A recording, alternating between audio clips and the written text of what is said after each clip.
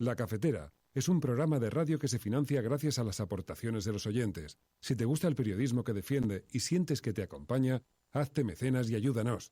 Infórmate en radiocable.com/mecenas. Buenos días, Resistencia. Aquí Vanessa, una nueva mecenas desde hace unos pocos días, desde Berlín, mi casa, precisamente desde hace algo más ya de 4 años. Porque sí, yo también soy inmigrante, vivo aquí con mi pareja, voy a tener mi hijo aquí en esta ciudad que a veces me hace sentir extraña y a veces me hace sentir mejor incluso que de la ciudad de donde vengo, de Madrid. Un placer poder escucharos todos los días y gracias por mantenernos informados, por hacernos pensar, por comunicarnos. Un abrazo a todos.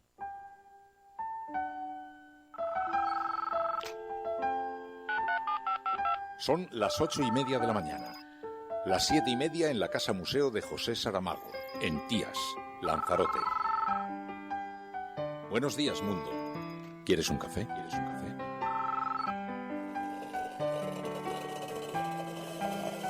En el programa La Cafetera de Radio Cable.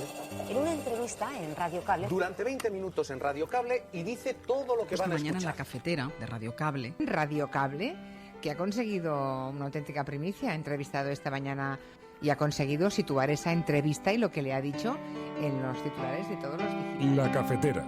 Dirige Fernando Berlín. Con María Navarro.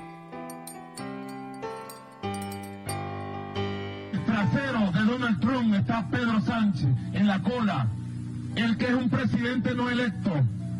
A él no lo eligió nadie, a nosotros nos han elegido y reelegido durante 20 años.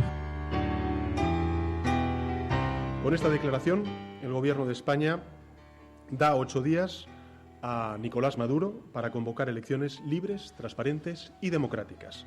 Y si no ocurre, reitero, si no ocurre esto, España reconocerá a Juan Guaidó como presidente encargado de Venezuela para convocar dichas elecciones. Tenemos una oposición sin escrúpulos que utiliza el dolor del pueblo venezolano para atacar a un gobierno que junto con el resto de Europa lo que está pidiendo son elecciones democráticas, libres, en Venezuela. A esa otra izquierda le digo una cosa bien clara.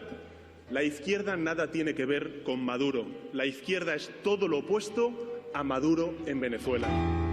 En fin, produce cierta risa que a una persona como el señor Maduro, característica que tiene de ser enemigo de la democracia, ahora se le pida que asuma la democracia y que convoque elecciones. Vamos, de ninguna manera creemos que el señor Maduro ahora va a ser un demócrata y va a asumir aquello que le dice la comunidad internacional y va a convocar elecciones.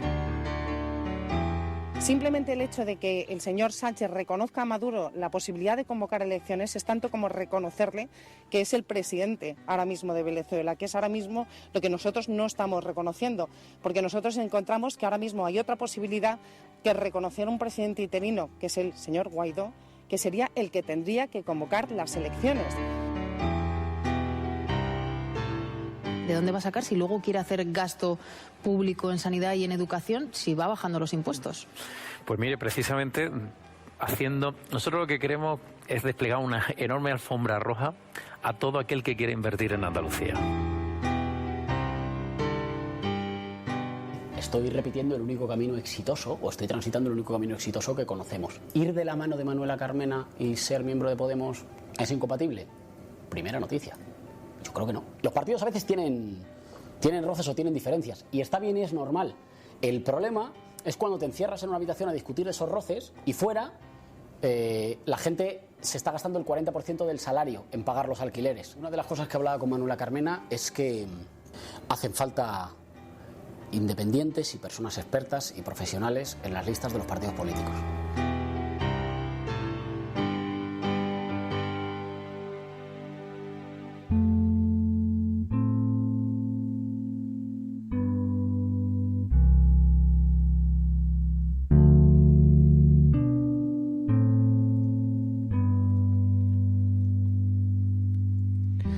Buenos días, cafetera. La batalla que se vive entre los taxis y los Uber o Cabify, las VTC, tiene colapsado el transporte de algunas grandes ciudades españolas. Esto es demoledor para las personas mayores o para quienes tienen problemas de movilidad, no es un asunto menor. Y son huelgas enérgicas. Hoy es Madrid, como antes lo fueron Barcelona, Sevilla, Zaragoza.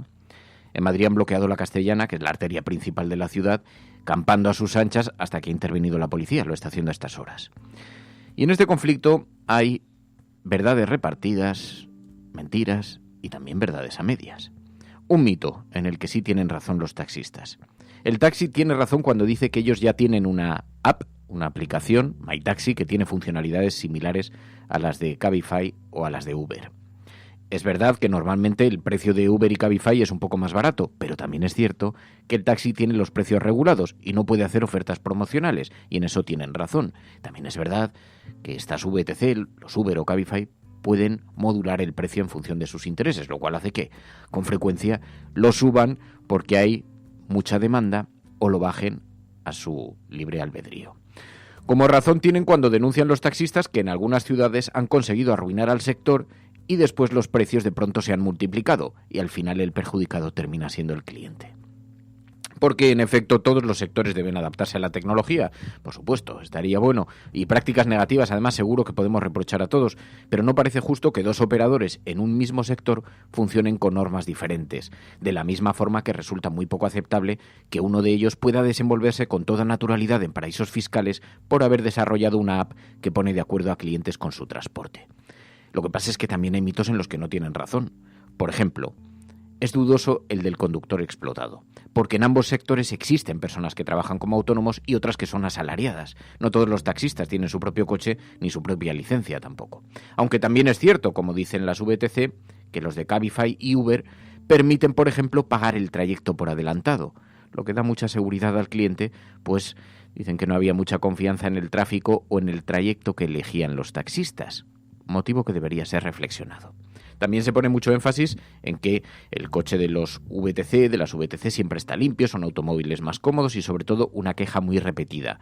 El cliente del taxi no siempre quiere conversación, ni mal humor, ni la radio puesta, que es una reivindicación y que seguramente los taxis tendrán que escuchar, aunque muchos ya lo hacen desde hace tiempo que lo tienen en cuenta. Otro mito. Es cierto que la multinacional que hace de intermediaria en las VTC tributa fuera, pero solamente del margen de beneficios que reciben ellos de la app. En lo que ganan los conductores no sucede así. Por ejemplo, los taxistas tributan en régimen de módulos y según las VTC eso les convierte en uno de los sectores que menos impuestos paga en España, porque pagan lo mismo independientemente de lo que facturen, mientras que las VTC tributan en estimación directa, que varía en función de la renta, y se tributa hasta el 45% del beneficio, salvo que esté gestionado por una sociedad que tributa el 20 o el 25%. Es decir, se podría decir que las VTC tributan más impuestos que los taxis. Así que, como todo en el mundo de los adultos, hay verdades y mentiras para todos. Pero lo que tenemos es un conflicto que alguien tiene que gestionar, y lo que es imperdonable es la ausencia, el vacío y la desaparición de nuestras autoridades e instituciones. Esta es la apertura del programa de Radio La Cafetera de hoy, 28 de enero de 2019. Si lo estás escuchando, eres La Resistencia y no estás sola.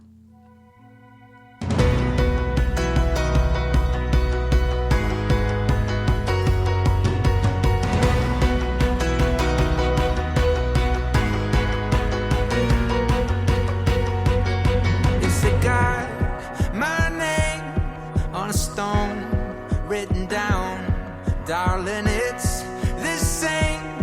It's where I'm living now. Yeah, we always knew that the day would come.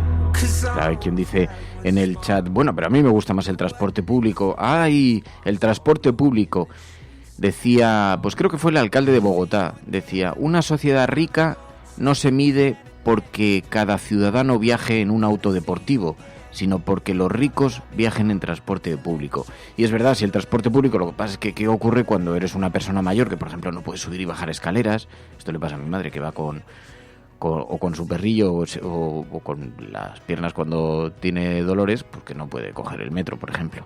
Y los taxis no dejan de ser un medio de transporte, digamos que regulado de forma pública y tiene un objeto social, y esto es evidente cuando viajas con niños o cuando viajas con un montón de maletas o con este tipo de cosas. Así que todo tiene su utilidad, pero es que, claro, la vida nos demuestra, aunque no sea muy popular en el mundo en el que vivimos hoy en día, que en los matices es donde están las explicaciones, que no están en las verdades absolutas, en los blancos, en los negros, que está en toda la amalgama de grises que hay intermedio. Ya sé que esto no es popular decirlo, que da mucha más audiencia cuando uno se encabrona y coge y se coloca al lado del taxi y entonces dice que todos los Uber o Cabify son unos mierdas.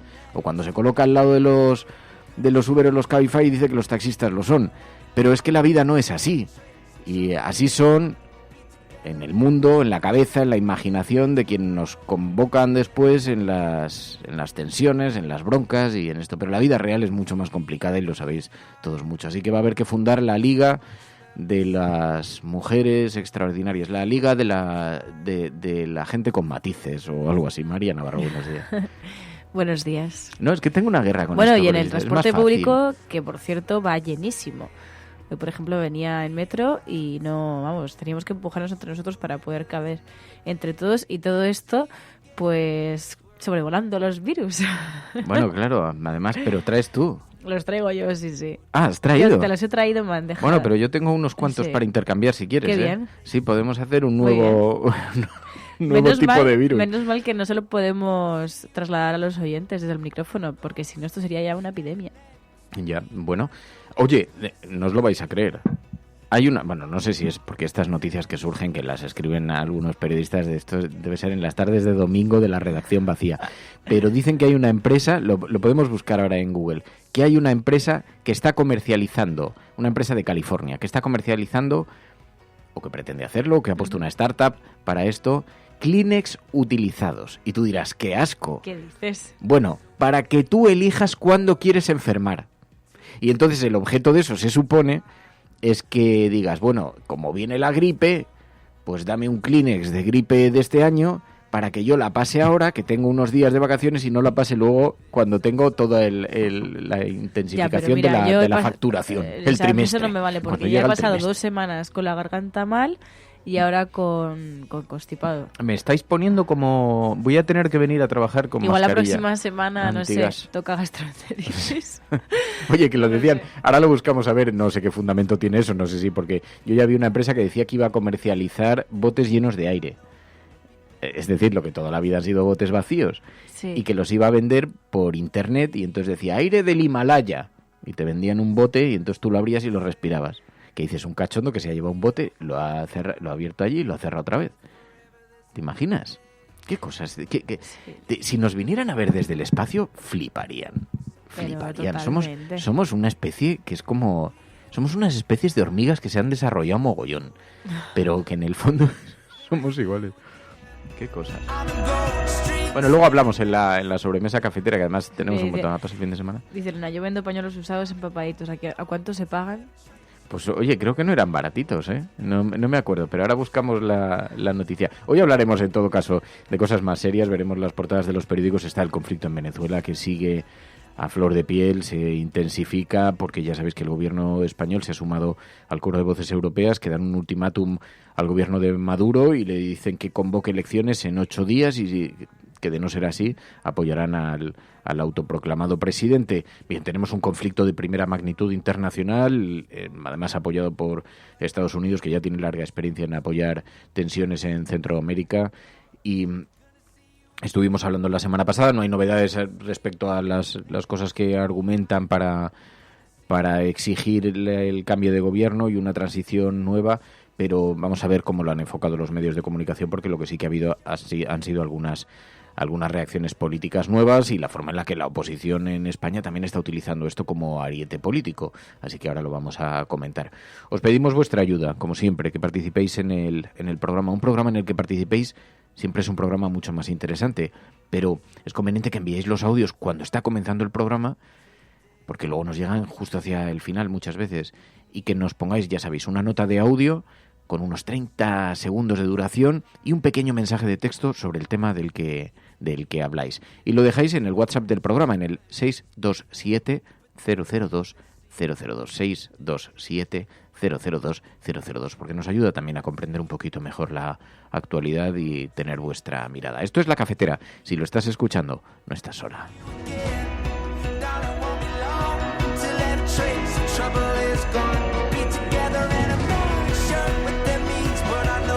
Dice Buscadora de Estrellas que ella se ha autoproclamado Lendakari. Así que dice a obedecer. Todos por allí. Bueno, esto de la autoproclamación, hoy hay un relato en el periódico El Mundo, en la portada del periódico El Mundo, hay un relato sobre la manera en la que se ha fraguado toda esa... porque toda esa técnica política, porque más allá de lo que podamos considerar de las razones que los mueven, quién está detrás y la fórmula que están utilizando, pero sí que es llamativo que se haya utilizado un esquema legal como el que se ha utilizado, un vericueto legal como el que se ha utilizado, que tiene algo de razón, aunque hay algo muy paradójico. El artículo que se está enarbolando, el artículo que se está colocando como, digamos, epicentro para que pueda tomar el poder, para que pueda tomar la presidencia, Juan Guaidó, en ninguna parte de ese artículo se menciona el hecho de la ausencia por no haber prometido el cargo frente a la Asamblea Nacional, en ninguna parte. Entonces se están agarrando así como una fórmula legal que es muy ambigua. Pero en todo caso es verdad que el conflicto internacional lo tenemos, está muy polarizado, ya sabéis que es muy de una gran intensidad. Y hay una cosa que convendría recordar, para que veáis la complejidad de todo de lo que estamos hablando. Juan Guaidó pertenece a un partido que se encuentra adscrito a la Internacional Socialista. A la Internacional Socialista. Así que la Internacional Socialista es muy probable que termine respaldando todo este proceso. No es una cosa tan sencilla esto como de las izquierdas, las derechas, la izquierda bolivariana o frente a la derecha oligárquica, que hay una parte evidente que tiene que ver con eso. Pero no es lo único, es una cosa más llena de matices, más compleja todavía, y como os digo, su propio partido pertenece a la Internacional Socialista. Así que, bueno, en fin, vamos a hablar de eso ahora enseguida, pero os pedimos que vuestras opiniones en el teléfono 627-002-002.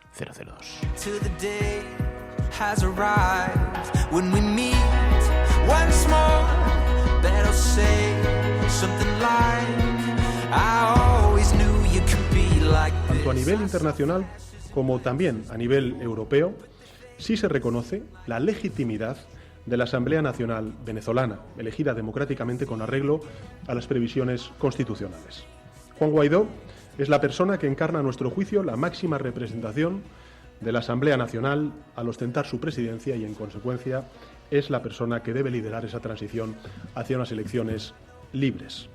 Con esta declaración, el Gobierno de España da 8 días a Nicolás Maduro para convocar elecciones libres, transparentes y democráticas. Y si no ocurre, reitero, si no ocurre esto, España reconocerá a Juan Guaidó como presidente encargado de Venezuela para convocar dichas elecciones. Así que esas eran las palabras de Pedro Sánchez y hoy portada en el periódico El Mundo, como os decía, así se fraguó el asalto final a la dictadura de Maduro, dice el periódico El Mundo. El hombre clave en la transición optó por pasar a un segundo plano y apostó por Juan Guaidó. Dice que diseñó un plan contra el régimen desde la Asamblea sin romper nunca el hilo constitucional, que coordinó la política exterior y restauró la unidad interna que acabó en la rebelión de los cabildos. Dice este periódico que, hombre, solamente por el lenguaje que utiliza, el escoramiento que utiliza, pues ya podemos suponer con quién se identifican, pero en todo caso sí es llamativo que explica esta ingeniería política, técnica, que se ha aprovechado de ese vericueto de la Constitución. Es discutible que exista la fórmula tal y como creen que pueden emplearla, pero el margen es pequeño y dice que ha llevado 15 meses a esta ingeniería política planificada por Leopoldo López, que optó por pasar a un segundo plano y apostó por Juan Guaidó. Bueno, las palabras de Pedro Sánchez diciendo que reconocerá a Guaidó si no convocan unas elecciones en 8 días, pero ¿qué pasa si las vuelve a ganar Maduro? Porque ahora mismo es verdad que la tensión está muy repartida en las calles, pero dice, escuchábamos también a Maduro contestando a Pedro Sánchez. El trasero de Donald Trump está Pedro Sánchez en la cola, el que es un presidente no electo. A él no lo eligió nadie, a nosotros nos han elegido y reelegido durante 20 años. Incluso la derecha aquí en España ha dicho, bueno, algo de razón tienen eso, porque ya han aprovechado para volver a llamar Ocupa a Pedro Sánchez. Y esto nos provoca una cierta reflexión, más allá de lo que pueda considerar las consideraciones de política internacional o geoestrategia que pueda tener el gobierno de España para defender esa posición públicamente como lo ha hecho. Suele ser un mal consejero, y más para los gobiernos socialistas, dejarse llevar por los cantos de sirena de la derecha. Porque esto le pasa mucho al socialismo español, y le ocurrió en la segunda legislatura de Zapatero, intentando posicionarse para no enfadar demasiado a la derecha, acaban haciendo políticas conservadoras, y nunca se las van a aplaudir. Pedro Sánchez le ha dado un ultimátum, después de que Pablo Casado le llamase cobarde. Ha dado un ultimátum a Maduro, 8 días para convocar elecciones. ¿Creéis que la derecha de España se lo va a agradecer? La derecha de España ha salido inmediatamente, no solamente insistiendo con que es un cobarde, sino que es verdad, que tienen razón, que además es un ocupa. Así que, bueno, es muy difícil gobernar intentando contentar a la oposición. Simplemente el hecho de que el señor Sánchez reconozca a Maduro la posibilidad de convocar elecciones es tanto como reconocerle que es el presidente ahora mismo de Venezuela, que es ahora mismo lo que nosotros no estamos reconociendo, porque nosotros encontramos que ahora mismo hay otra posibilidad que reconocer un presidente interino, que es el señor Guaidó, que sería el que tendría que convocar las elecciones. Ha dicho 8 días, como podía haber dicho 15 días, como podía haber dicho 7 días. En 8 días el señor Maduro no va a dejar de ser un dictador, en 8 días no va a dejar de ser un tirano. El señor Maduro ya le ha contestado y ya le ha dicho que no va a aceptar órdenes desde fuera, con lo cual lo que nosotros decimos es que son 8 días perdidos. Y quien conozca la situación ahora mismo en Venezuela, uno se da cuenta de que no puede pasar un día más.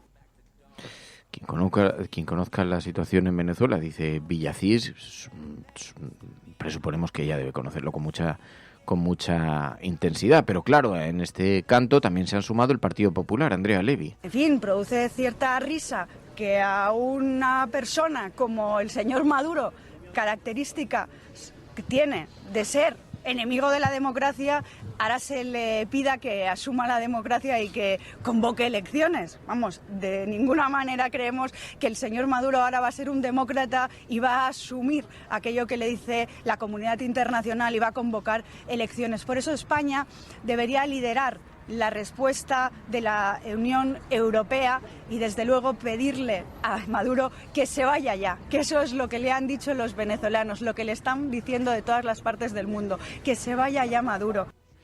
No existen muchas voces discrepantes, no han sido muy de actualidad, que escuchemos un relato alternativo, pero sí lo hay, por ejemplo, en el debate público en Estados Unidos. 70 intelectuales han pedido a los Estados Unidos que no interfieran en los asuntos de Venezuela. Un grupo de 70 intelectuales, historiadores, se han unido al pedido que hizo Noam Chomsky al gobierno de Estados Unidos de no interferir en la política interna venezolana y apoyar un diálogo entre el gobierno y la oposición. Dicen que la posición de Trump ha acelerado la crisis política de Venezuela y vemos que hay otras voces, aunque son las voces de intelectuales de todo el mundo, que se han unido, y vemos estos 70 frente al gobierno de los Estados Unidos. Algunos son nombres extraordinariamente relevantes de la vida política, de la vida cultural. Está desde el relator de la ONU, Alfred Zayas, hasta, pues como digo, quien encabeza este manifiesto, Noam Chomsky. En fin, estás escuchando La Cafetera. Si lo estás haciendo, no estás sola.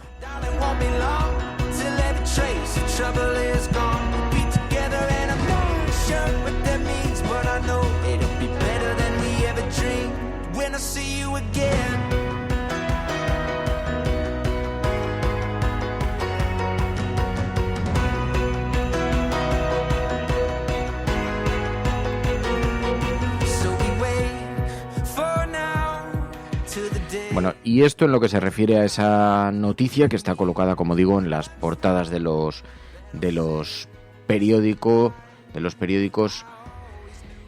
y vemos como en todo caso aquí la posición de los partidos políticos de España es muy radical, es muy dura. Dice Obdemurian Senku, dice, es que hasta Guaidó está teniendo más precaución que Rivera o Casado, dice, porque se está jugando con fuego y con sangre, porque aquí el gran dilema al que nos enfrentamos es que la oposición está utilizando esto de forma interna. Primero porque entienden que así debilitan a Podemos, al que históricamente han acusado de estar próximos a la Venezuela de Hugo Chávez o de Nicolás Maduro.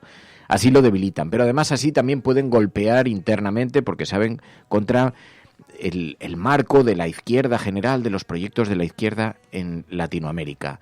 Pero es que además también saben que es un elemento en el que pueden marcar en cierta forma la agenda, y están siendo muy radicales. También los periódicos en España, llama mucho la atención. Es normal o nos extraña cuando acusan desde Venezuela y otros países latinoamericanos a nuestros periódicos de participar intensamente, no ya del proceso informativo de explicar qué es lo que está ocurriendo, sino de editorializar desde las propias portadas para contribuir a los cambios de gobierno, los llaman golpistas directamente a los medios de comunicación españoles.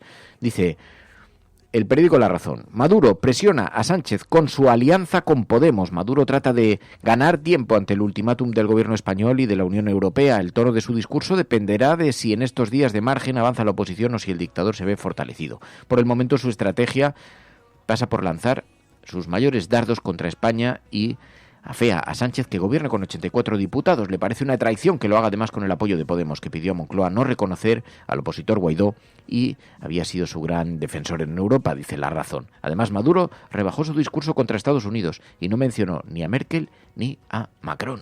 Dice, es llamativo, ambos actores políticos, tanto Guaidó como Nicolás Maduro, están tratando de ganarse el favor del ejército en una semana clave para Venezuela. Me pregunto porque, claro, aquí se utiliza mucho la palabra dictador. Maduro acaba de someterse a unas elecciones. Es verdad que la oposición no se presentó, pero no se presentó porque decía que no había garantías, pero no se presentó por decisión propia. Y claro, no convocó las elecciones y las convocaron de forma paralela en el gobierno a través de la otra llamada Asamblea Nacional Constituyente.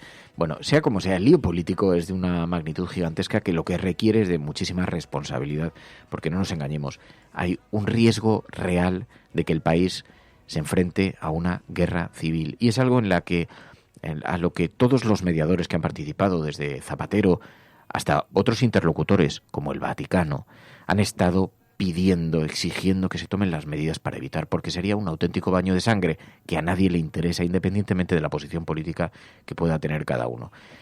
Y nos remitimos a lo que dijimos aquí en el programa del jueves. ¿Alguien cree que la posición de Trump o de Bolsonaro está pensando en los derechos humanos en Venezuela? ¿Alguien piensa que quienes dicen ahora que vienen a defender a los derechos humanos después los van a cumplir? ¿Alguien cree que el futuro de Venezuela está mirando a los venezolanos? Así que las expectativas son muy malas, pero desde luego alguien tendría que tener un poquito de sensatez. No parece una mala solución que se convoquen unas elecciones con garantías, con observadores internacionales, pero ¿alguien cree que este contexto permite unas elecciones de esa naturaleza, que no se van a aprovechar algunos, que no van a intentar utilizarlas y escorarlas? En fin. Bueno, pues esto está hoy en las portadas de los periódicos en nuestro país, en España.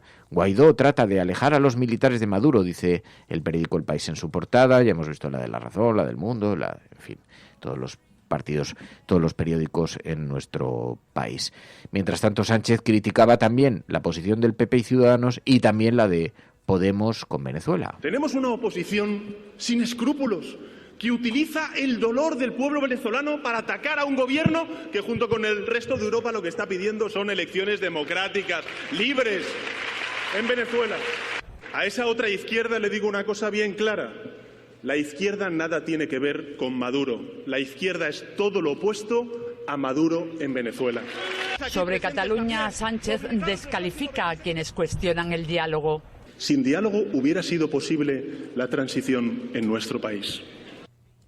Eso decía Pedro Sánchez, el diálogo, que es lo que lleva defendiendo Zapatero desde que empezó a mediar en este conflicto. Bueno, mientras tanto, en las portadas de los digitales, en el diario.es, Pablo Iglesias tiene decidido presentar una lista contra Errejón y sondea con Izquierda Unida un plan para concurrir incluso frente a Carmena.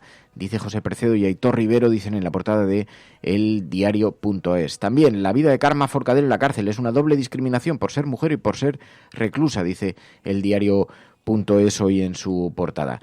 Mientras tanto, en la portada de Público, dice Observatorio Continuo de Key, data para Público, anticipar las elecciones generales provocaría un empate de bloques ingobernable, dice Carlos Enrique Bayo en la portada de Público, que ya da cuenta de esa noticia que os estábamos contando. La policía está desalojando a los taxistas acampados en el Paseo de la Castellana en Madrid. Ayer pasé por delante y estaba toda la Castellana completamente cortada, una fila interminable de taxis, una columna interminable de taxis que bloqueaban uno de los sentidos de la Castellana.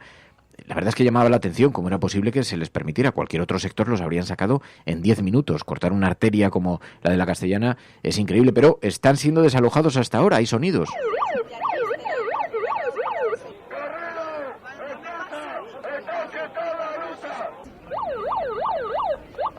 Somos taxistas, los terroristas, y lucharemos hasta el final.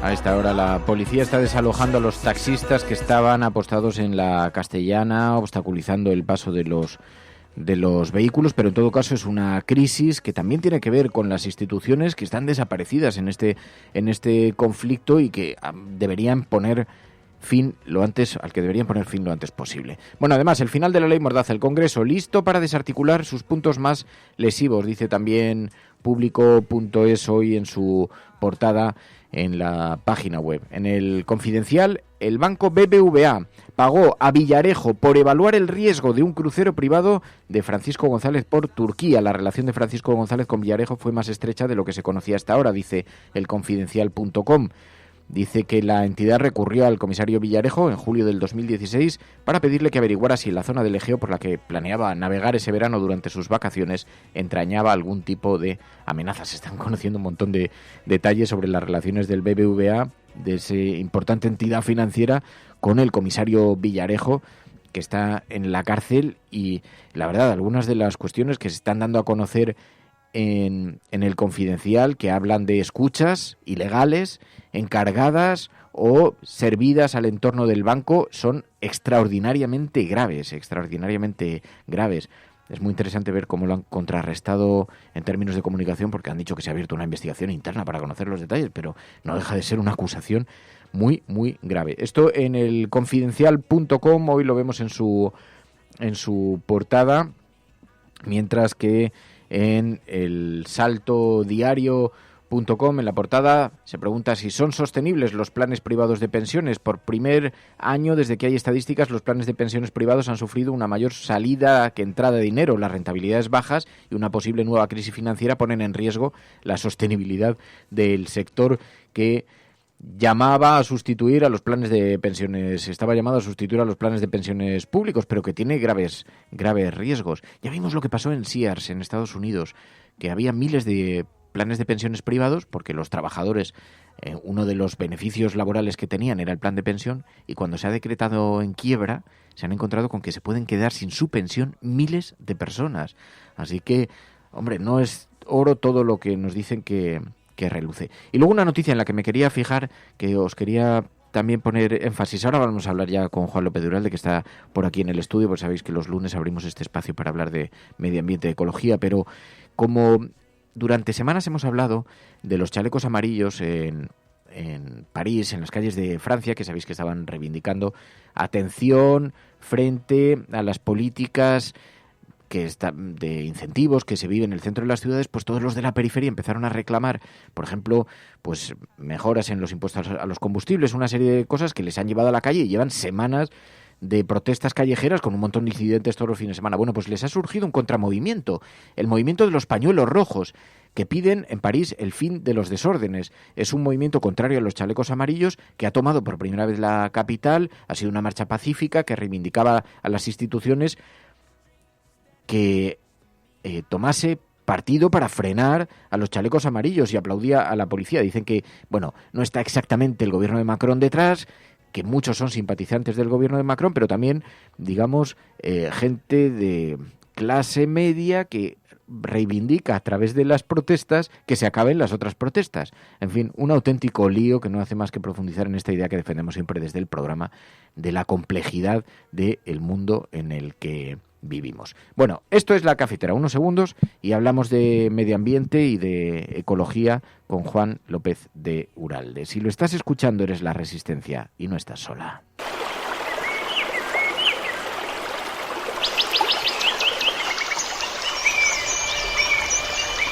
Datos que aseguran que el calentamiento global provoca cada año en el mundo 7 millones de muertes prematuras, más que las causadas por el SIDA y la malaria, por ejemplo. Han ido a parar al río Guadiamar después de que se rompiera una balsa en las minas de Aznalcóllar. El vertido, que contiene ácidos y metales pesados, ha afectado a viviendas. Estos picos de polución no solo hacen que nuestra salud se resienta, también reducen nuestra esperanza de vida. El petrolero, el Prestige, que naufragó ayer con 77.000 toneladas de combustible en su interior. Hay que controlar que no aumente el vertido al mar. En años, entonces aquí caían 450 litros por metro cuadrado, ahora son 308 y la uva se seca. El agujero del Ártico alcanzó un tamaño similar al de 5 veces Alemania y se formó la primavera pasada tras un periodo inusualmente prolongado de bajísimas temperaturas. Todos tenemos el poder de cambiar. Entonces, ¿a qué esperamos?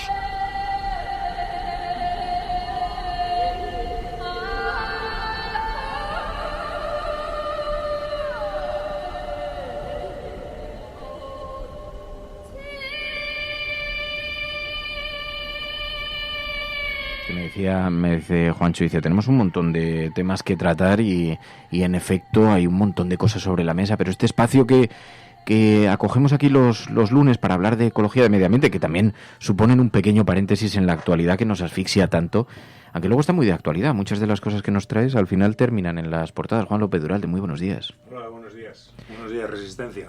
A ver si consigo, a ver ahora si se te escucha bien. ¿Me oyes? Sí, ahora sí, perdona. Decía que hay muchas de las cosas que nos traes aquí cada semana que luego terminan en las portadas de los periódicos, y ha habido una que nos ha acompañado estos días. Se ha roto un dique de unas minas en Brasil, se ha llevado por delante un pueblo entero, hay 400 desaparecidos, creo que hay muchísimos fallecidos, pero una vez más nos encontramos con que, claro, en lugares como Brasil, donde los controles, en lugares en medio de la selva, donde los controles son relativamente pequeños, si no inexistentes, pues ocurren todo este tipo de desgracias medioambientales que luego tienen consecuencias muy graves, ¿no? Bueno, desgraciadamente una vez más se confirma o se hace realidad lo que decimos casi siempre, ¿no? Y es que los temas ambientales llegan a portada cuando se convierten en tragedia, ¿no? Aquí tenemos el accidente que se ha sufrido en Brasil, desgraciadamente, es algo muy habitual en las minas de cielo abierto, ¿no? Lo que ocurre es que para el tratamiento del mineral, para la extracción de la separación del mineral, que en este caso era el hierro, pero del mineral que se quiere extraer de la piedra o la tierra en la que está, se utilizan toda una serie de compuestos, fundamentalmente ácidos, para extraer ese mineral, para separarlo del resto, ¿no? Eso hace que este tipo de minería a cielo abierto, que es la más habitual ahora mismo, que casi todas las minas que se están abriendo son a cielo abierto, pues acumulan los residuos de ese tratamiento, que son residuos muy peligrosos, porque por un lado tienen ácidos y por otro lado un alto contenido en metales pesados, ¿no? Pues se acumulan en esas balsas, ¿no? Esas balsas que desgraciadamente aquí conocemos muy bien, porque tuvimos el caso de las minas de Aznalcóllar. Claro que escuchábamos en la cabecera de esta sección, escuchábamos ese audio.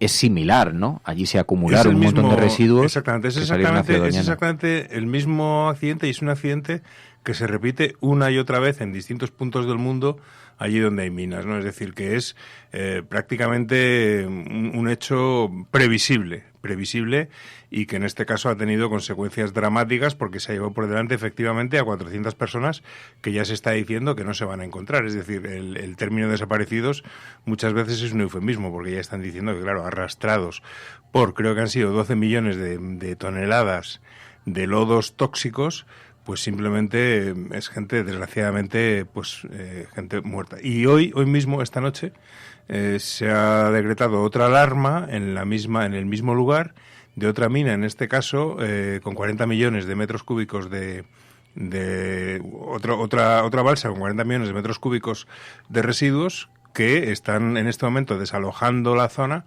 porque hay riesgo de que se rompa también, ¿no? Es decir, que es parte de, bueno, pues de la irresponsabilidad de este sector, que cuenta con el deshacerse de los residuos, desgraciadamente, pues bueno, pues de una manera que es enormemente impactante. Y bueno, y luego, por no hablar, ahora hablamos de la tragedia humana, lógicamente, pero luego esos millones de toneladas se vierten, lógicamente, al cauce de un río.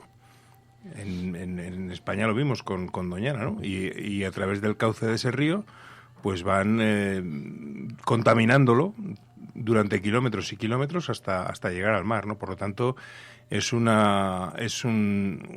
vertido de gran impacto, desde luego, de gran impacto medioambiental también. Joder, es que tú nos dices siempre que no seamos pesimistas, pero la acción del hombre sobre el medio es una salvajada, porque, claro, cuando se rompió la mina de Aznalcóllar y cuando se cumplen algunos de las fechas clave, pues hay algún pequeño recordatorio, pero las consecuencias se han estado observando durante años, ¿no? Las consecuencias para el medio, quiero decir que aquello pasó, sucedió. Claro. Bueno, lo primero, que en el caso de Aznalcóllar y al ser sobre el propio Parque Nacional de Doñana, pues hubo un esfuerzo por parte de la Junta de Andalucía y de la Administración Central para su limpieza, ¿no? Es decir, hubo una movilización que algunos recordaréis, los más viejos del lugar recordaremos, de mucha gente, de mucha maquinaria para limpiar todos esos lodos, y eso hizo que el impacto se minimizara, ¿no?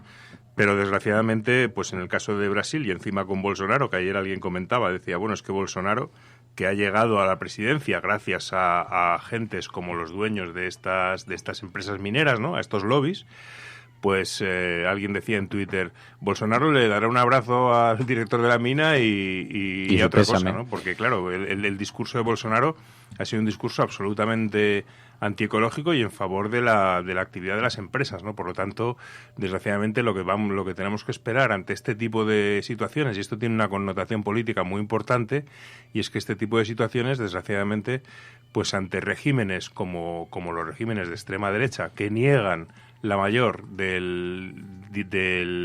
la crisis ecológica, pues van a ser, desgraciadamente, más frecuentes o más esperadas. Y por extraer algo positivo de lo ocurrido, ¿qué lección podemos sacar? ¿Hay algún país? Porque, claro, siempre está el equilibrio de, por una parte, estas grandes compañías que son transnacionales mineras, que presentan beneficios milmillonarios, que podrían tener recursos y sistemas de seguridad, obviamente repercutiría en sus beneficios, pero podrían tenerlos. Siempre está el debate de, ¿puede la sociedad moderna prescindir de la minería? Por ejemplo, ocurre con pues, todos los chips que llevamos en los teléfonos móviles, etcétera, etcétera. ¿Hay algún país que nos pueda servir de referente de modelo, que sea extractivo, que tenga una política medioambiental en ese sentido, pero que por lo menos cuide el medio ambiente, tenga unos protocolos de seguridad? Porque, claro, en lo contrario, el debate, ¿dónde se situaría en el polo? Bueno, fíjate que prescindir parece difícil. Fíjate, ¿no? que este tipo de accidentes los hemos vivido en todo el mundo y en toda Europa, ¿no? Es decir, yo recuerdo muy bien en Europa, en el Danubio, una mina que creo recordar que fue en Rumanía o en Hungría, no estoy seguro, que también se rompió la balsa, vertió miles de toneladas de ácidos al Danubio, que se contaminó durante muchísimos kilómetros. Hace no tantos años de esto, ¿no? Yo creo que el tema no es tanto qué país, como qué podemos hacer para reducir la utilización de materiales. Y, por ejemplo, una lección que tenemos que aprender es que es importantísimo la recuperación de los materiales, el terminar con la obsolescencia programada, cosas que venimos diciendo muchas veces y que tienen un impacto precisamente en estos sectores. Es decir, todo lo que tiramos y convertimos en residuo es material que luego hay que volver a introducir en el ciclo, ¿no? Por lo tanto, ese término que ahora se utiliza de economía circular, pues es un poco esto, ¿no? Es decir, que los materiales que nosotros estamos utilizando se queden en el ciclo, de tal manera que minimicemos la necesidad de extraer nuevos materiales del medio ambiente, ¿no? Porque el tema de los proyectos mineros es un tema que está muy presente en España. Hay muchísimos proyectos mineros en España, de minería a cielo abierto hablo, de minas de metales, de litio, por ejemplo, en Extremadura, de oro en Galicia. Tenemos el caso de la mina de uranio Salamanca, un tema que algún día tendremos que tratar en el programa, el caso de las minas proyectadas en Castilla-León también. Es decir, que es un tema que, al calor de, por un lado, el abandono rural, que es una cuestión pues que deja al territorio un poco sin ningún tipo de protección, entre comillas, ¿no?, de protección humana, y por otro lado, pues la necesidad de búsqueda de nuevos empleos, se da la bienvenida a este tipo de empresas y de actividades que luego finalmente pues el propio caso de la mina de Andalcoya, que se habla de reabrirla, ¿no? Pues todo esto al final son actividades que, como digo, tienen esa necesidad de deshacerse de los residuos, de unos residuos muy peligrosos, y efectivamente en algunos países hay una mayor persecución del delito ambiental y de la falta de medidas de seguridad. No es el caso de España, donde, por cierto, uno de los temas que traíamos que ha quedado tapado por este accidente de la mina de Brasil, es que España vuelve a ser este año, en 2018, una vez más, ha sido el país de la Unión Europea que más denuncias de la UE ha tenido por temas medioambientales. Es decir, seguimos siendo el peor en Europa en lo que a protección del medio ambiente se refiere, ¿no? Por lo tanto, no tenemos nada que celebrar, y además esta noticia se sumaba al hecho de que precisamente la Unión Europea nos ha denunciado ante el Tribunal Europeo de Justicia por la extracción ilegal de pozos en Doñana, ¿no?, en el Parque Nacional de Doñana. Es decir, que como vemos, pues aquí poco tenemos que... En Doñana tenemos algunas noticias que queríamos hablar contigo, porque hemos visto... También se vuelve a recuperar la posibilidad de construir la autopista, la sí, autopista. Luego la autovía, no se sabe. Sí, este es uno de los... Precisamente, además, coincide justamente con lo que comentaba de que la Unión Europea nos denuncia por la extracción ilegal de pozos en Doñana, un tema que también ha sido noticia, el tema de los pozos ilegales a raíz del drama de Julen, ¿no? Y bueno, una de las cuestiones es que este nuevo gobierno de extrema derecha de Andalucía, de la Junta de Andalucía, una de las cosas que propuso en la campaña electoral era la construcción de una autovía entre Huelva y Cádiz, ¿no? Este es un viejo proyecto que ya en los años 80 fue motivo de mucha polémica, porque sería una carretera que atravesaría el Parque Nacional de Doñana, ¿no? Y lógicamente, pues es un proyecto enormemente polémico y que desde luego por todos los medios hay que evitar, y ya hay, a pesar de que todavía es solamente una promesa electoral del actual presidente de la Junta de Andalucía, pues ya hay movimientos que se están produciendo. Eco Andalucía ha puesto una llamada en change.org pidiendo que esta carretera no se haga, porque sería un disparate ambiental. Pero esto une todo, esto une pues con lo que hablábamos de Bolsonaro, ¿no? Hay quien dice, bueno, es que esto del medio ambiente no tiene que ver con la política. Yo digo, bueno, pues tiene mucho que ver, porque realmente estamos viendo cómo las dos primeras medidas que toma el nuevo gobierno de la Junta de Andalucía no ha sido solo eliminar el impuesto de sucesiones, que eso ha sido lo que ha salido de los medios, sino la primera ha sido cargarse la Consejería de Medio Ambiente, y la segunda, pues bueno, esta idea de la autopista a través del Parque Nacional de Doñana. Es decir, que ya vemos cuáles son las consecuencias ecológicas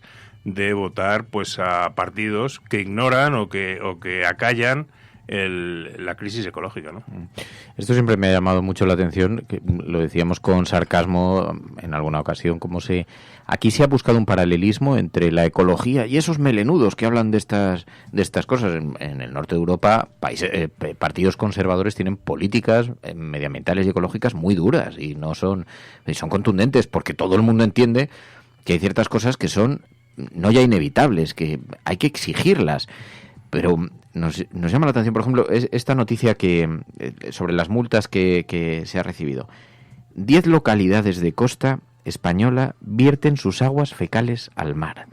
Las imágenes, la denuncia que hizo reiteradamente Greenpeace y que además ha recibido el toque de atención de la Unión Europea, las imágenes son demoledoras. Claro, nos encanta hablar de prosperidad, de desarrollo, cómo vamos a dejar la costa como un paraje natural si podemos tener una urbanización o podemos hacer que crezca en verano y se multiplique por 10 su población. Pero ¿dónde van a parar las aguas fecales? Tenemos depuradoras que no se han llegado a inaugurar, que están paradas, y las aguas fecales en las playas donde tú llevas a bañar a tus críos.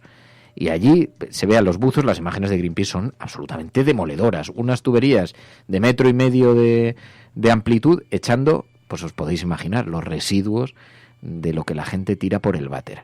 Así que, hombre, no se puede decir que sea muy sano nadar en esas condiciones, ni bañarse en esas condiciones, ni y en playas españolas. Y dices, joder, que estás en Europa. Es una cosa increíble, ¿no? Desde luego que no. El caso de la costa, además, tiene otro agravante más, y es que la población en verano aumenta muchísimo por el turismo, ¿no? Entonces, normalmente las localidades que sí tienen depuradoras y que depuran sus aguas, sin embargo, no tienen capacidad para hacer frente a ese aumento de la población en verano, y por lo tanto se producen en muchos casos pues esos vertidos, bueno, pues que desgraciadamente repetidos, ¿no? Pero claro, uno analiza las noticias de hoy, ¿no? Y hoy, por ejemplo, otra noticia era que en Bruselas 70.000 personas se manifiestan, digamos, para reclamar medidas, exigir medidas contra el cambio climático. Claro, es que esta cuestión en Europa moviliza, se mueve mucha gente. Y uno piensa con cierta envidia, ¿no? Qué bien que se movilicen. O cuando vemos en Alemania las movilizaciones que comentamos aquí en su día para defender un bosque que estaba siendo, digamos, destruido para una mina de carbón, etcétera, etcétera, ¿no? Cómo la movilización social, cómo la crisis ecológica hace que la gente se movilice, ¿no?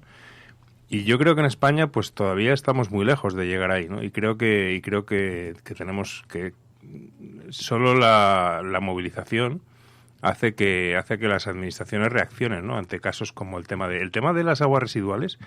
Lleva siendo denunciado por la Unión Europea el incumplimiento de la directiva en materia de depuración de aguas residuales.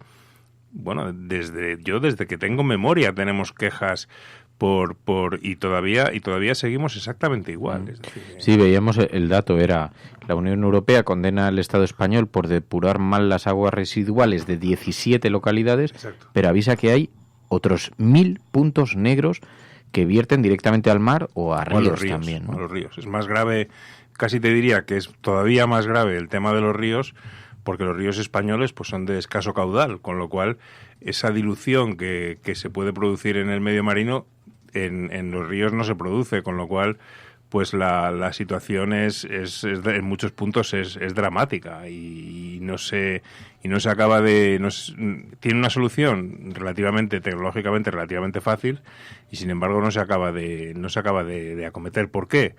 Pues es un poco por lo de siempre, porque no es un tema que despierte la preocupación de las administraciones, y entonces, bueno, pues es un tema que no es prioritario. Llevamos con las mismas reclamaciones. Nosotros tenemos un caso en Álava, bueno, pues de vertidos al río Nervión, en el Valle de Ayala, que llevamos pidiendo durante años que se pongan en marcha, bueno, que se construyan depuradoras, y bueno, ahí sigue años y años, ¿no? Desgraciadamente, a pesar de la reclamación, a pesar de todo, pues no se ponen en marcha las soluciones. Es un escandalazo, pero al final es un mar de E. coli donde nos bañamos. Claro, luego dices, no, algo me ha sentado mal la paella. No era la paella, es el baño que te has dado ahí.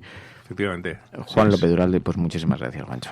Gracias a vosotros, Resistencia. Buena semana. ¿Qué tal estás tú, por lo demás? Yo estoy... En taxi no... Bueno, tú vas en bicicleta. Claro, hoy he venido en metro, porque no es como hay tanta... No sé, he pasado por la Castellana y he visto que circulaban bien los coches, pero... Ahora estaban desalojando, ¿no? Nos están llegando algunas imágenes Pero es que ayer en la Plaza de Colón yo pasé por delante y estaban con toda la calle cortada, que yo digo, a cualquier otro sector se le ocurre cortar una calle una noche entera, una arteria como la Castellana. Vamos, te sacan, bueno, la prueba es que los están sacando ahora por la mañana, ¿no? Que también es significativo, pero... Efectivamente. Ahora, es un conflicto difícil, el del mundo que llega frente al mundo que se va, pero lo que abusan los que llegan frente a lo que se resisten también los que no se quieren marchar y que también tienen privilegios, porque algunos tienen, ¿no?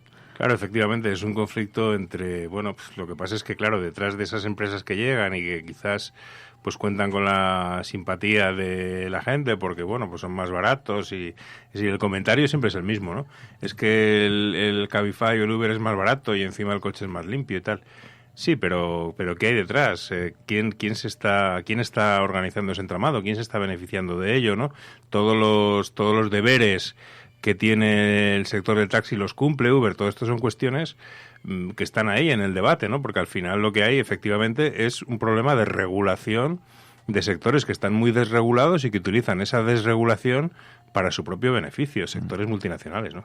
Por cierto, ya hablaremos un día del patinete, que estoy súper enfadado con el Ayuntamiento de Madrid, a ver si ahí los ecologistas salen a defender algo, porque todo el mundo, bueno, no voy a empezar yo con mi palmada personal. No tengo yo una posición clara sobre el patinete, tengo que reflexionarlo, pero efectivamente... No te preocupes que ahora te la clarifico. Efectivamente, a veces te pasan los patinetes rozando que dices, bueno, madre mía. No, que yo soy partidario del patinete, estoy súper enfadado porque los han literalmente prohibido. Los han sacado de las calles, el Ayuntamiento. El otro día me encontré a Carmena y le dije, no me mires, que estoy muy enfadado. No puede ser. Pero ya saben los oyentes que con esto tengo una guerra personal. Creo que el último problema... Pero es que en el diario.es están haciendo una campaña en contra del patinete, y cogí a Nacho Escolar y digo, oye, vamos a ver, pero ¿qué os está pasando a todos? Digo, que esto no es un juguete, que es un medio de transporte ecológico, eléctrico, que cambia la configuración de las ciudades. Digo, hombre, un poco de defensa, habrá que buscar sitios, pero con un poquito de... Sí, lo que ocurre efectivamente es el riesgo para el peatón, ¿no? Porque yo veo muchas veces, sobre todo no para nosotros, pero en fin, para gente mayor, etcétera, que de repente pasan los patinetes.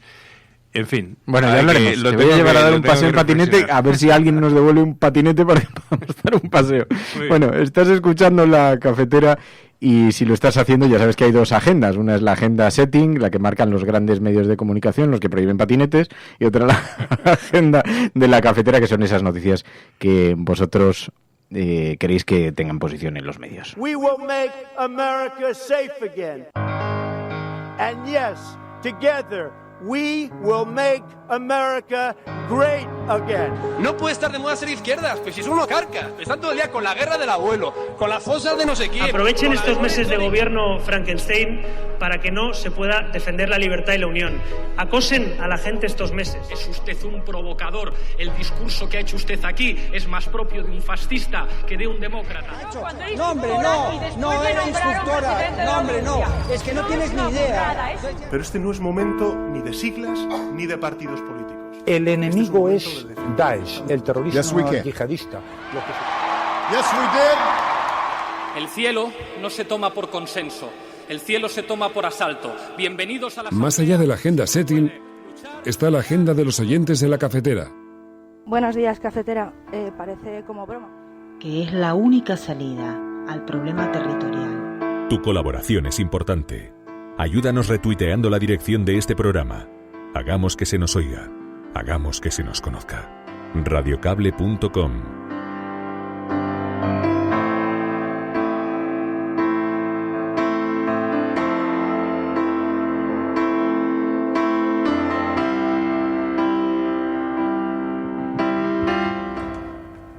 Bueno, y empezamos la agenda de La Cafetera. Cuéntalo, que nos hemos quedado... Los que estaban aquí... Bueno, en realidad no estaban debatiendo. Estaba Fer con su palmada de los patinetes y bueno, está intentando buscar adeptos a su causa. Sí, poco a poco. Voy haciendo el lobby. Oye, no representa ninguna empresa de esto. Me da igual que sean empresas públicas.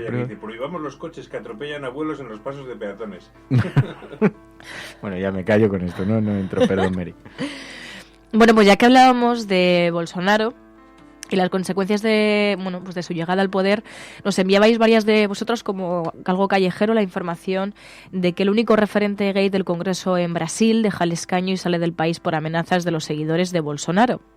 Nos hemos ido a la información que nos enviabais del diario.es y es que efectivamente el diputado, activista por los derechos humanos y las minorías, vivía con escolta desde el asesinato de su amiga y compañera Marielle Franco. Ahora denuncia una vez más amenazas de muerte y deja su escaño en el Congreso. Los últimos meses han sido definitivos en su decisión, sobre todo después, como decimos, del asesinato de su compañera Marielle Franco, concejala de Río de Janeiro, según ha explicado el propio diputado en su carta de despedida. Siente de cerca, dice, a los sicarios que viven en Río de Janeiro, que asesinaran a una compañera de luchas, dice, y que mantienen relaciones directas con personas que se oponen públicamente a mis banderas. Las amenazas de muerte han llegado a implicar también a su familia y con escolta desde hace un año su vida se ha reducido a una especie de cárcel privada, dice, saliendo de casa únicamente para reuniones de trabajo y camino del aeropuerto. Pero si hablamos también del colectivo LGTBI, en este caso, en lo que nos compete a nuestro país, nos hemos encontrado con la información que nos enviaba Berka de que este fin de semana también conocíamos la noticia del ataque a la sede del Centro LGTBI de Barcelona, inaugurado hace una semana.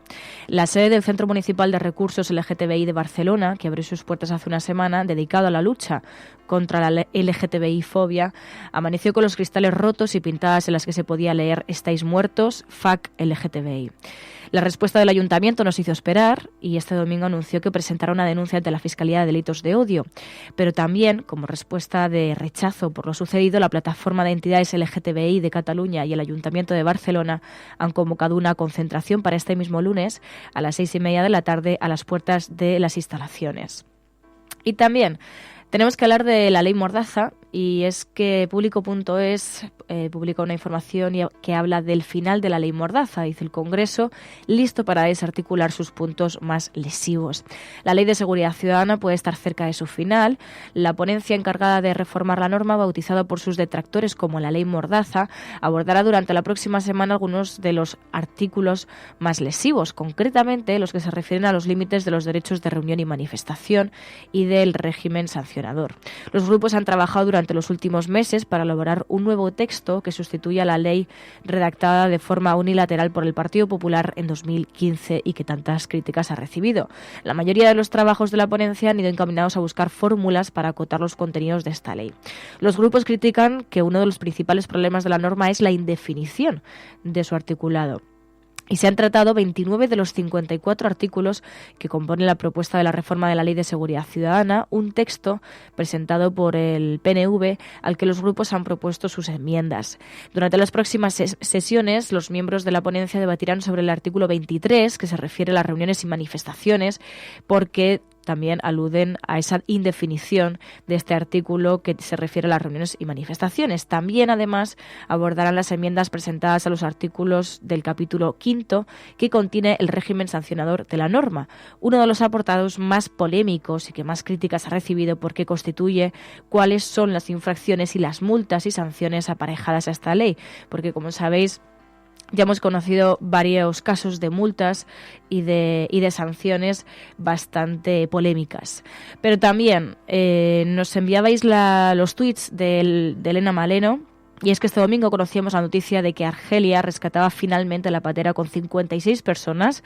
Finalmente dicen son 52, entre ellos 9 mujeres y 2 niños, de la que informaba la propia Elena Maleno y también la ONG Caminando Fronteras, que confirmaba que 12 personas perdidas el sábado en el estrecho se encontraban en Rabat. A esto va aparejado a la información de Filosofía Perdida que publica elpaís.com, que dice que España endurece la política de acogida de migrantes ante la falta de respuesta europea.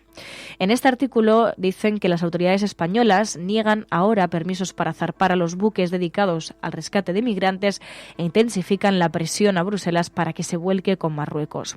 Dicen: el objetivo es claro: evitar la presión de esos desembarcos en un momento en que la emigración se ha convertido por primera vez en terreno de contienda electoral. España ha optado por liquidar la estrategia inicial de abrir los brazos a buques en apuros. Los barcos de rescate de las organizaciones Open Arms y el Salvamento Marítimo Humanitario han visto denegadas en las últimas semanas sus solicitudes para zarpar con el ambiguo argumento de que no cumplen los criterios de seguridad exigidos. En el fondo, dicen las autoridades, evitan verse en la tesitura de tener que acoger un barco de bandera española repleto de náufragos que no encuentra ningún puerto europeo para atracar. Además, dicen, el miedo a quedar atrapado en unas políticas que los partidos de derecha han empezado a utilizar como arma arrojadiza contra el gobierno se traduce también en pequeños gestos. Salvamento Marítimo, que dedica una parte de sus esfuerzos cada día a auxiliar a las pateras que cruzan el Mediterráneo, ha dejado de informar de los rescates en su cuenta de Twitter. Los mensajes que solían etiquetar como balance de pateras han desaparecido desde principios de diciembre, según puede constatarse en un rápido vistazo a la red social. Pero siempre nos quedarán esos tweets, esas informaciones de última hora de Elena Maleno y de ONGs como Caminando Fronteras. Speak to my heart, reminding me where I belong. I am not allowed to walk alone.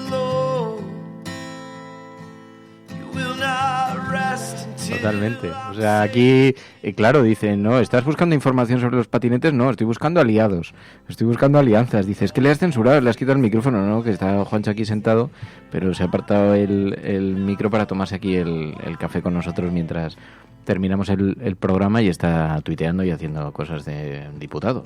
Cosas de diputado.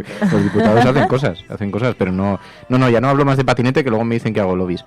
Una vez estuve en una comida y estaba todo el mundo reprochándole, un montón de compañeros, habíamos quedado con un tipo de, ¿cómo se llama? Estos de competencia, del Tribunal de la Competencia. Y entonces estaban reprochándole pues, los lobbies y tal, y no sé qué, y de pronto todo el mundo se puso a hablar de los problemas que tenía la prensa. Digo, joder, pues hemos venido al sitio perfecto, o sea, estáis quejándoos de los lobbies y estamos aquí echándoles nuestras lágrimas. Pues esto es un poco lo mismo. Yo cada vez que viene alguien le hablo de los patinetes. Y así voy buscando aliados hasta que esto... Es muy bien, porque el patinete es el hermano pobre de la movilidad. Es verdad, mira, el patinete, el hermano pobre de la movilidad. Sí, lo voy a poner en el blog, en la cabecera del Aún le vas a buscar un problema. Sí. Todavía te buscamos un problema político con Carmena. Sí. Aunque esto de que hables así como desde la distancia puede ser como una voz que se escucha así y siempre la voz de la conciencia. Siempre puedes negar que lo dijiste. Es un off de récord raro. No sé. Bueno, 627-002-002, porque también con la mirada muy atenta en lo que ocurre en Venezuela, y nos estáis enviando también mensajes sobre vuestra percepción de cómo podemos explicar esto. A ver, vamos a ver las noticias. Estados Unidos, Canadá, Reino Unido y otros países de Europa se van a meter en la soberanía de un país que tiene unas reservas de petróleo de la hostia. Y les salen como contestatarios China y la URSS. No, Rusia, perdón. ¿Y quién es el presidente de Estados Unidos? No, Reagan no es, ¿no? No es Reagan. Y la mujer que preside Inglaterra, no es Margaret Thatcher. Joder, por un momento pensé que estábamos en la Guerra Fría, Dice, eso es Cursel, con tanta razón, porque si ves las reservas petrolíferas, el debate es más amplio, lo sabemos, pero tiene mucho también de lucha energética, de bloques y eso, porque las reservas son, pero es que se multiplican, no sé si era por 10 las reservas de lo que tiene Venezuela frente a Estados Unidos, por ejemplo. Hombre, algo explica, ¿no? Probablemente no es toda la explicación, pero algo ayuda a comprender, ¿no? 627-002-002, el WhatsApp del programa, 627-002-002. Buenos días, Resistencia. Como siempre, los gobernantes españoles comportándose como si fueran todavía un imperio. Al señor presidente español solo le faltó, para concluir su interferencia en un país extranjero, en gritar aquella frase célebre de ¿por qué no te callas?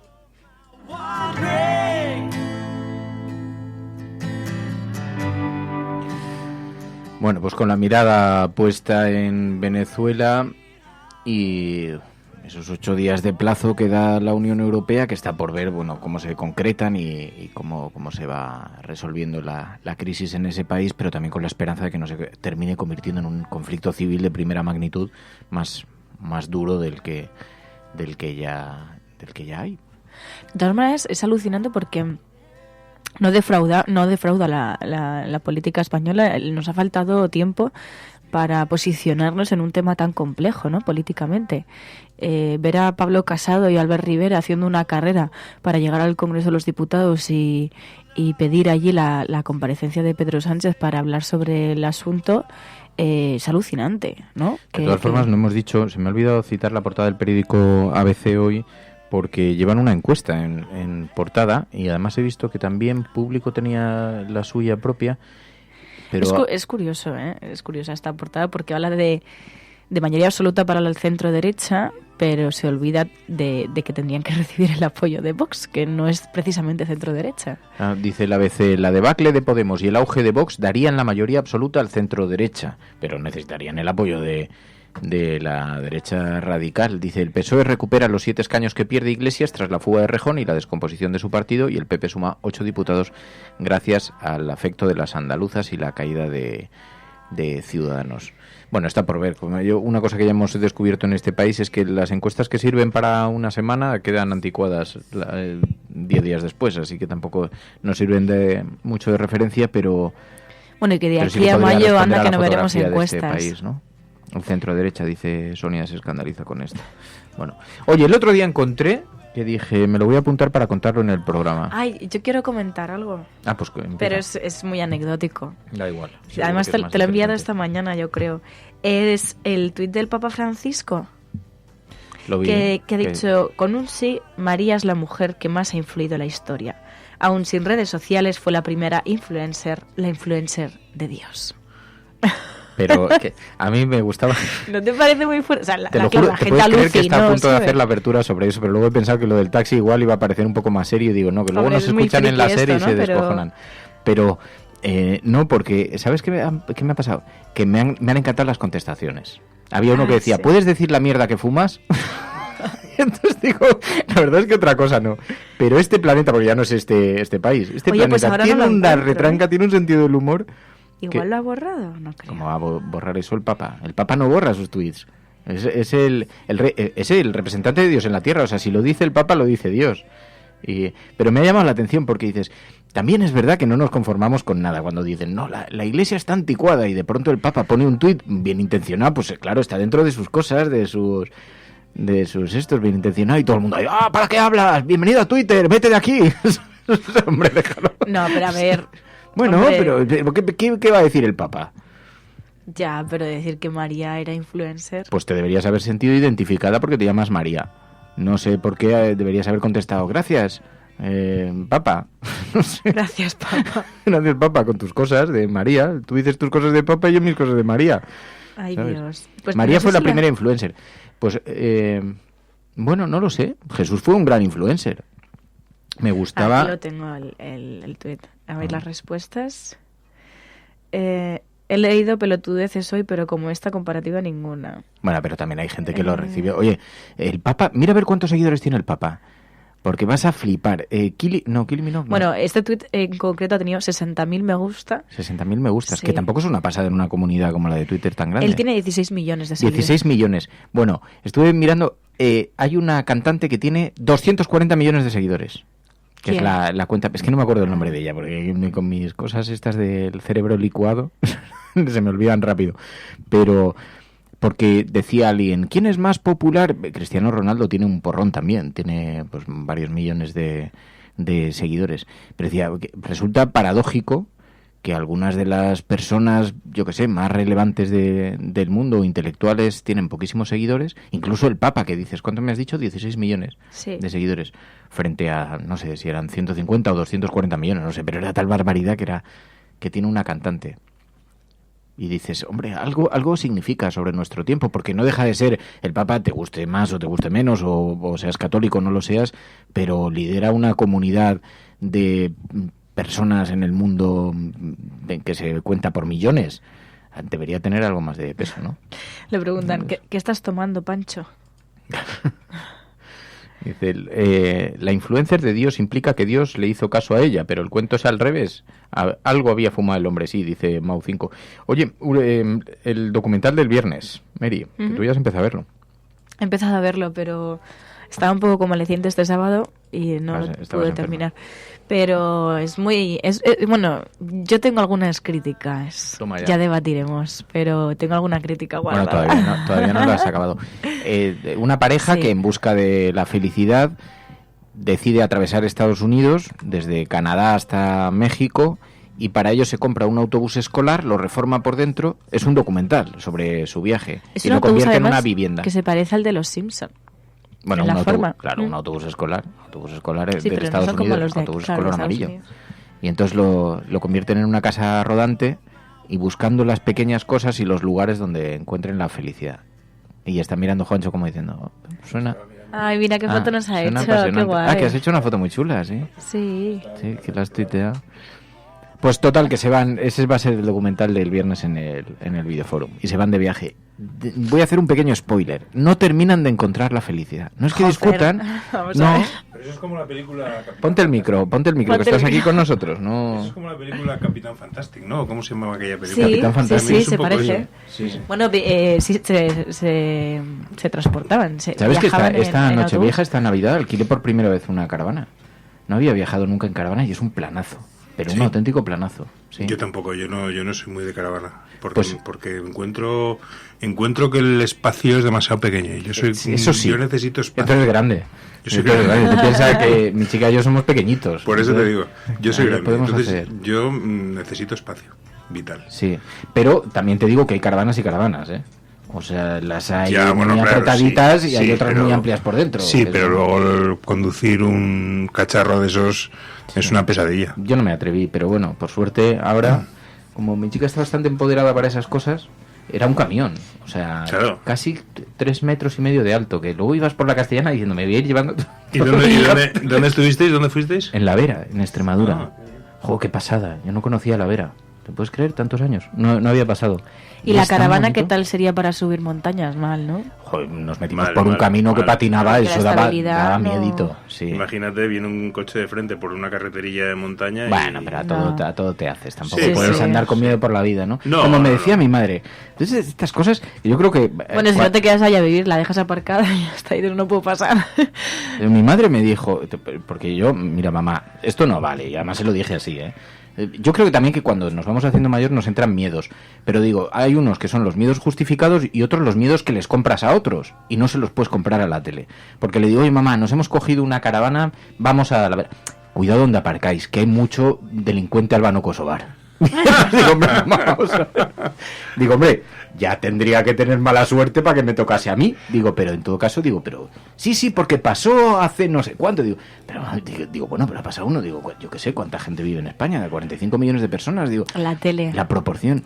Y es como la tele coge un caso y lo convierte en algo como universal. Y parece que estamos todos afectados por ello. Total. O sea, de repente... Y de pronto miedos que no son tuyos, dices, oye, ¿por qué voy a tener yo miedo a aparcar aquí en medio del campo si estoy tan pichi con mi caravana en medio del bosque? Más peligroso soy yo, con mi tanga de leopardo. Claro que sí. Corriendo entre los bosques. Tú imagínate que eres cazador y que te aparece un tío loco en tanga de leopardo corriendo por el bosque. Y yo cazador no soy, eso te lo aseguro, cazador no soy. Muchos cazadores te hablarán mal de mí. Claro, bueno, eso sí, que tú tienes ahí... Sí. Tú tienes ahí buenos amigos.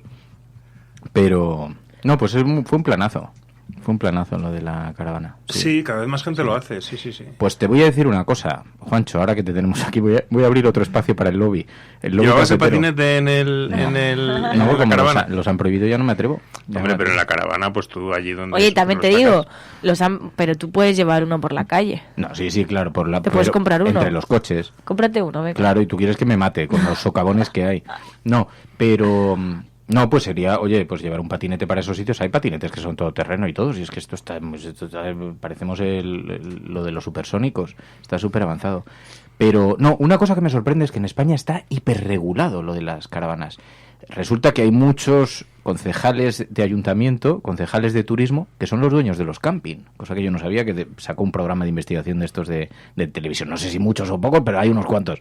Y entonces hay muchas localidades donde está hiperregulado, no puedes pararte. Para que no vayas, para que cojas una en el camping. Una plaza en el camping. Claro, entonces dicen, no, es para ordenarlo, para la gente no tire basura. Hombre, ya, bueno, pues impon multas. En Francia se puede, en Portugal se puede. Viajar por Francia y por Suiza creo que es una delicia. Puedes parar prácticamente donde quieras en el campo. Lógicamente hay una supervisión espectacular y hay mucha conciencia. A nadie se le ocurre dejar basura tirada, ¿no? Pero en España está hiperregulado, ¿no? Puedes prácticamente... Es verdad que no te suelen llamar la atención y puedes parar como un coche, ¿no? Y te puedes aparcar como un coche, pero es un activo. Y he leído que estaba subiendo, que había subido en España, pues no sé, un 20 o un 30% la adquisición de caravanas. Claro, es que es una forma muy libre de hacer turismo, ¿no? Paras más o menos donde quieres, no tienes tantas limitaciones como cuando, bueno, pues... Tienes que buscar un punto fijo en el que quedarte. Pero no lo entiendo, no entiendo que haya tantas restricciones, porque después tú donde paras necesariamente consumes, porque tienes que hacer la compra, además te apetece, ya el tipo de... Una caravana no es nada barata en realidad, de hecho es mucho más barato una noche de hotel. Y tenerla en propiedad es bastante caro, porque ¿Es además... más barato una noche de hotel? Sí. Hombre, tú piensas que una caravana tienes que guardarla de entrada en un garaje que quepa. Uh-huh. Y en las ciudades no hay garajes de ese tamaño. Entonces están en la periferia y te cuesta 200 euros al mes, una cosa así, dejar la caravana. Ciudad, pero no coges una caravana para ir a una ciudad. No, pero digo para tenerla en propiedad. Ah, vale. Para tener una caravana en propiedad, y luego el mantenimiento es caro. Y no sales tantas veces en el año porque no puedes hacerlo, ¿no? Entonces lo puedes tener... Como tantas cosas, lo mejor es alquilar, ¿no? Alquilar es una opción. Es una opción bastante... Sí. Yo desde luego no me compraría. Lo que pasa es que también depende de la cantidad de que lo uses. Si tienes espacio, ¿no? Hay gente que vive fuera y tiene una casa grande con jardín o con terreno y la puede guardar ahí, ¿no? Pero a mí me parece que habría que estimularlo. Es una forma de estar en contacto con el medio ambiente y siempre que seas cuidadoso, claro, que no tires guarrerías por ahí, por la vida. Pero bueno, te lo digo ahí para que lo vayas interiorizando, para ver si... Esta es la segunda medida de presión, ¿no? Sí, los patinetes, este es el segundo lobby. Sí. Muy bien. Van a empezar a decir, ahí se llevan los ecologistas para convencerle de sus mierdas, de las mierdas de Berlín, que se quiere ir en caravana y en patinete por la vida. Yo, de todas maneras, volviendo a lo del documental, lo de llevar un autobús no lo veo muy práctico, la verdad. Bueno, yo creo que por eso se vuelven. No te digo, claro. no lo cuenta en ningún lado, o sea, no es un spoiler, porque es un auto-spoiler, pero no sé cuántos metros tiene un autobús de esos, pero que tendrá 15 o 20 metros, 15 metros seguro. Y eso no lo llevas en una ciudad fácil, no aparcas un autobús en todas partes y no puedes entrar en todos lados. Yo hace muchos años en Dinamarca estuve viviendo en un verano en Cristianía. ¿Conocéis Cristianía en Copenhague? Ese barrio alternativo y tal. Y yo vivía en el vagón de tren de un amigo. Y vivía en el vagón. ¿En serio? Sí. ¡Qué guay! Era en un vagón. Sí. Se había montado ahí su vivienda. Es un barrio alternativo que hay en Copenhague. Y yo fui a Dinamarca a hacer un curso de energías renovables, pero te estoy hablando de principios de los años 80. Ostras. Y estaban avanzadísimos. Me acuerdo que estuvimos visitando un pueblo donde tenían un molino de viento y la otra fuente de producción energética era biogás que venía de las granjas de cerdos y vacas que tenían ahí. Y estaban investigando a ver qué era más energético, cuál era la mezcla de residuo de vaca y residuo de cerdo que daba más proporción de gas para generar más energía. O sea, te estoy hablando de hace 40 años y luego después del curso, este amigo danés pues me invitó a su vagón de tren y era perfectamente confortable, era un vagón habilitado como vivienda. ¿Pero dónde estaba? ¿Estaba en Cristianía, la población? Cristianía pero en medio de la calle, ahí colocado el vagón. No, es que Cristianía es un barrio que hay en Copenhague, que era un barrio alternativo, ahora ya se ha convertido un poco en parque temático de los... Bueno, pero en los años 80 pues había todo este tema de los barrios ocupas y tal, era un barrio ocupa en Copenhague y era pues como una zona como industrial abandonada, ¿no? Y bueno, pues había distintos, o sea, pues estaba ocupado totalmente, era un barrio totalmente ocupado y cada uno pues vivía donde... Pues o sea, que eran vagones que en sus vías eran y vagones tal, en sus y que vías, la gente había allí ido porque se habían tomando. quedado allí, pues y se habían habilitado como viviendas. Qué bueno. ¿Y si vais a has vuelto a ir a Cristianía alguna vez? Sí, estuve, bueno, tú sabes que yo en Dinamarca he vuelto en alguna ocasión. ¿Puedes volver a todo esto? Puedo volver, sí, no, si el juicio lo ganamos, siempre lo... Y lo que pasa es que la última vez, cuando estuve, me pareció ya que era un poco parque temático turístico, ¿no? Como ha pasado con tantas cosas, ¿no? Que había perdido esa autenticidad y se había convertido... Joder, la camiseta del Che Guevara, que se vende como churros. Se había convertido en una atracción más de Copenhague. Vaya a Cristianía a ver el barrio alternativo y tal. Bueno, está bien, es bonito, ahora es bonito, está jardinado, es verde, es mucho más, es distinto. ¿Y entonces lo ocuparon? ¿Movimientos sociales hubo...? Sí, pues era un barrio ocupado en los años 80, el movimiento Ocupa era un movimiento muy potente, sobre todo en Europa Central, en Berlín, tal, no sé qué. Ocupaban barrios enteros y entonces este barrio Cristianía pues lo ocuparon los movimientos alternativos, ¿no? ¿Y tú fue en los años 80? ¿Cuántos años tenías tú? Yo estaba en la universidad, debía tener 20 o 21. 20, no estabas casado. No. Te pegaste una buena fiesta ahí. Sí, bueno, lo pasábamos bien. Efectivamente, lo pasábamos bien. Era ya te digo que era un curso sobre energías renovables que no me acuerdo, es que yo estaba... Es que un día tengo que contarlo todo. Yo estaba después de empezar, estamos aquí en familia. Yo estaba en un movimiento que se llamaba de organización de campos de trabajo que se llamaba Servicio Civil Internacional. Nosotros estábamos en contra del servicio militar y entonces organizábamos campamentos de solidaridad, pero pacifistas. Entonces hacíamos... y servían como servicio sustitutorio de la milicia. Bueno, era más bien... Todavía la objeción de conciencia no estaba legalizada en España, ¿no? Y bueno, era un movimiento de protesta más que... Entonces hacíamos campos de trabajo en distintos puntos, fundamentalmente de Europa, en cuestiones que tenían que ver con ayuda a movimientos pacifistas, ecologistas, de solidaridad, etcétera, ¿no?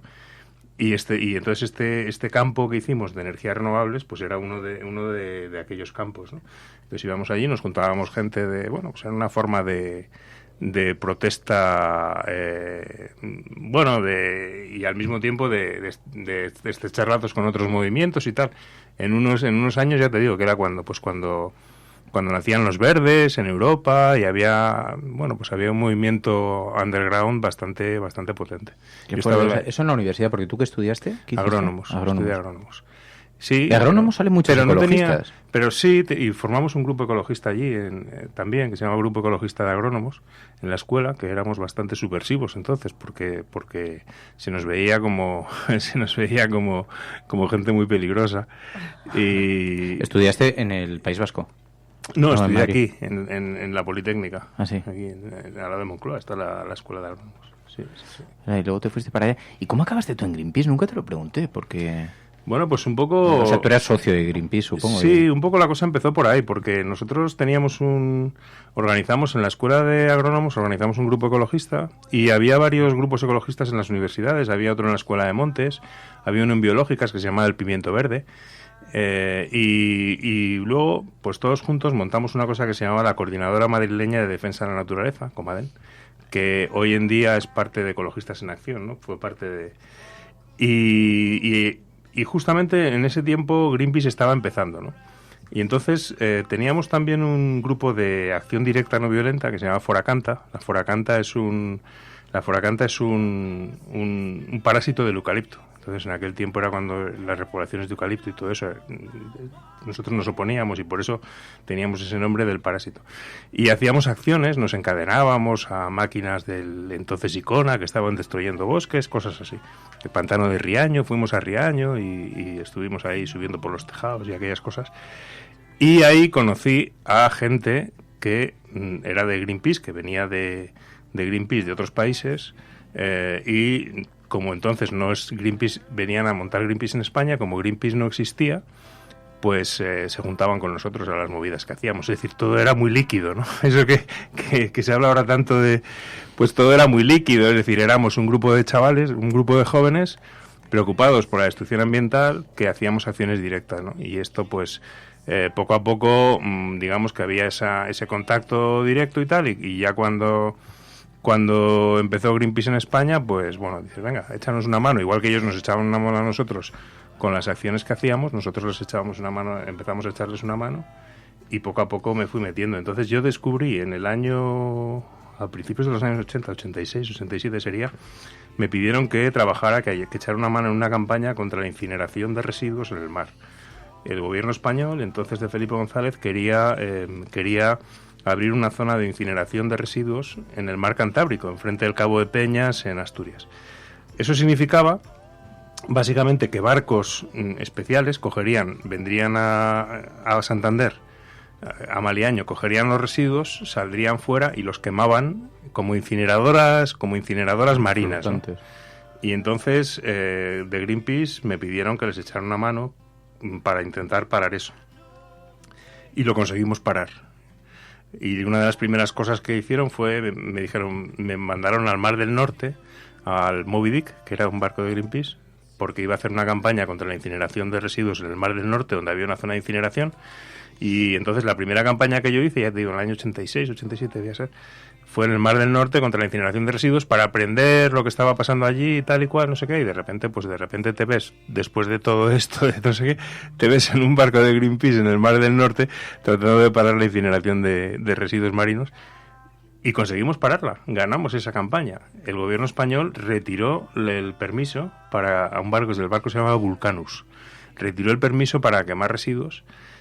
Y entonces, claro, a mí me convenció mucho porque pensé, joder, esto es una herramienta súper potente. O sea, nosotros acostumbrados, digamos, un ecologismo más de universidad, de dar un panfleto, de organizar una conferencia, sacar una pancarta, pero de repente te encuentras en una organización que tiene la capacidad para frenar a un gobierno que quiere hacer esta cosa, ¿no? Este atentado medioambiental.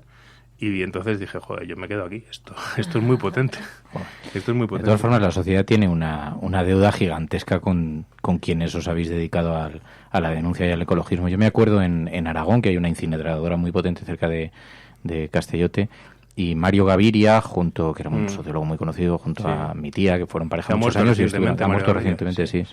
Y mi tía Blanca, que trabajaron muchos años juntos y se encadenaban en las estas, lo cual entre la gente de los alrededores decían, pero estos es que están tronados. Dice, se han traído el empleo, esta gran fábrica que han puesto ahí.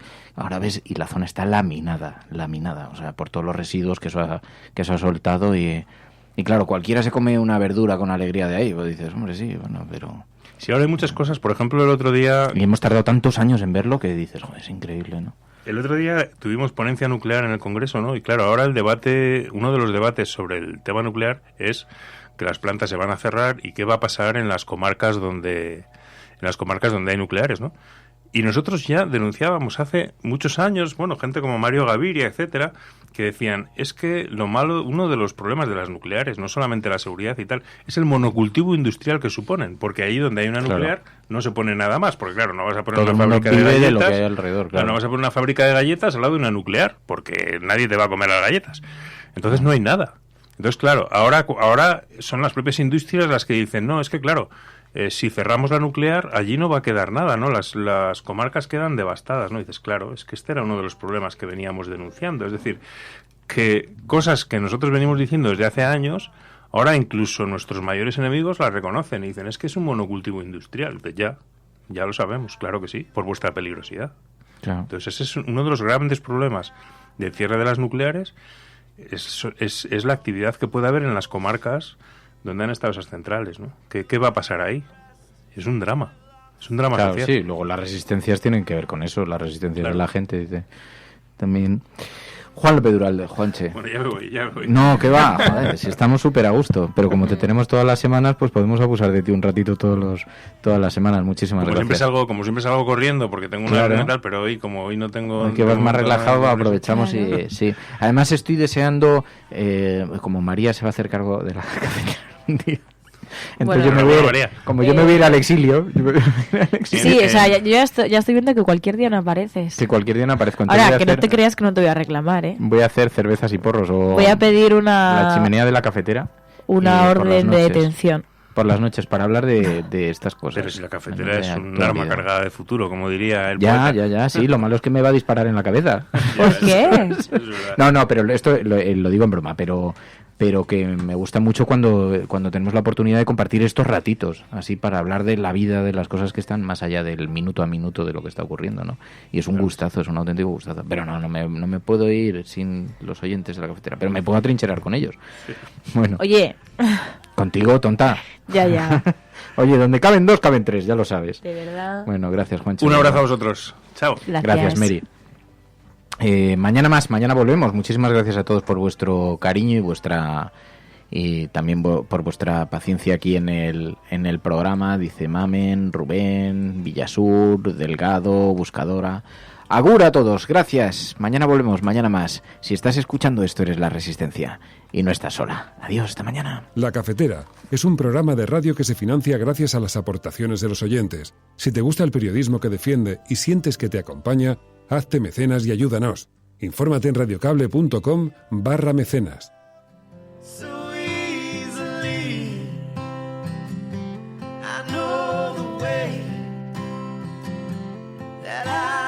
Be